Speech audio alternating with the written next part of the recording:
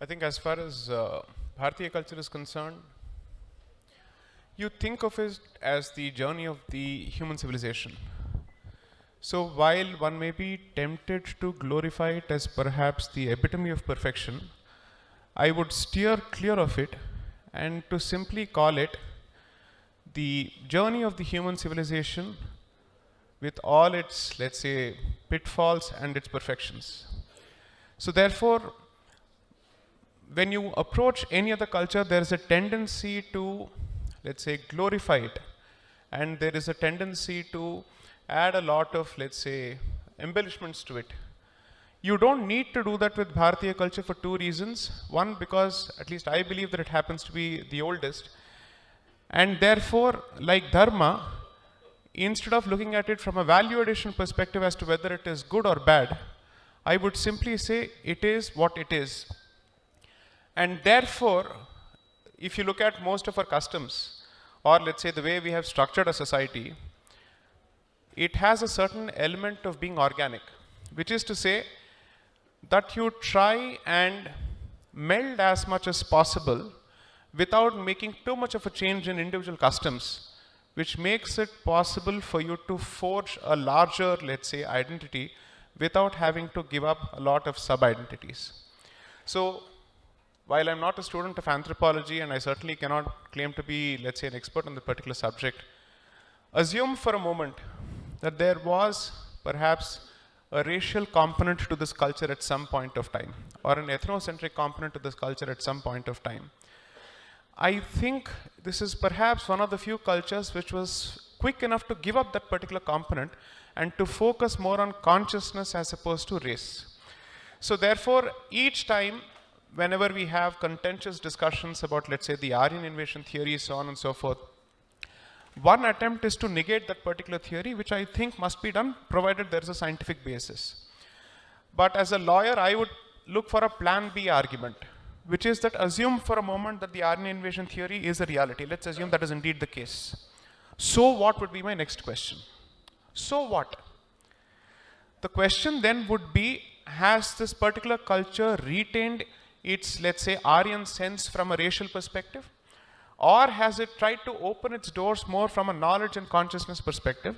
In which case, why would you want to crucify the culture, pun intended, on the anvils of race as opposed to its subsequent learnings and its subsequent evolution, so to speak?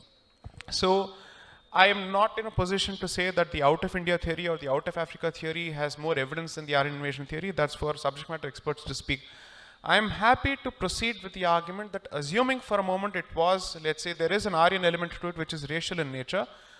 One, it may not have been invasion, it could have been plain and simple immigration, but assuming that there is an invasion, subsequently, is there, let's say, a racial component the way you have in Islam, so to speak, where there is a deification of a particular ethnic identity which continues till date.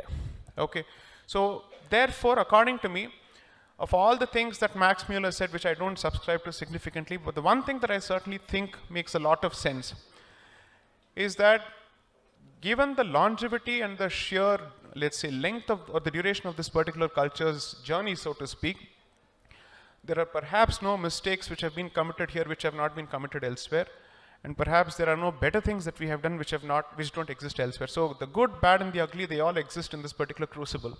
So I would see this culture and this particular subcontinent as not just a microcosm, but a macrocosm itself of the universe, or at least of the rest of the world, so to speak. Because given its diversity in terms of geography, given its diversity in terms of facial features and physical features and all sorts of attributes, it is a representation of the world for all practical purposes, and which is why it's a country that, or rather it's a subcontinent that masquerades as a country, which has a serious bearing, including on the way the culture is evolved. Okay, so the one thing that I've tried to tell people wherever possible is, if you look at the way Christianity has gone about appropriating stuff, there is a tendency sometimes to equate Christian appropriation of pre-Christian pagan European culture with the so-called Vedic Hinduism's appropriation of local customs and so on and so forth. That false equivalence and that false symmetry is often drawn. I don't think there is a basis for that at all, because each of these customs continue to have the very same importance that they used to the extent that people have the option of not, let's say, deifying or worshipping Vedic gods, so to speak, and still retaining their allegiance to non-Vedic gods, if at all there is such a distinction. This, according to me, is the single biggest takeaway. I know that there is a lot of, let's say, scope for mischief in the statement that I've just made, but I'm trying to be as clear as possible with a clear caveat that I don't think that the evidence tilts in favor of the Aryan invasion theory, but assuming it does, according to me, it still makes no difference to the fact that we are connected by the umbilical cord called dharma. That cannot be taken away. And given the fact that this particular experiment, so to speak, has worked for over 5,000 years at the very least, and that's a cliched figure which I don't put stock in. Even if that figure is valid, if something has worked for 5,000 years, it is proof of the fact as to why Bharat has significantly retained its dharmic identity despite multiple waves of colonization. That shows that this particular synthesis that we have evolved is a time-tested synthesis, which is why others are going to struggle to try and uproot us. Okay, thank you.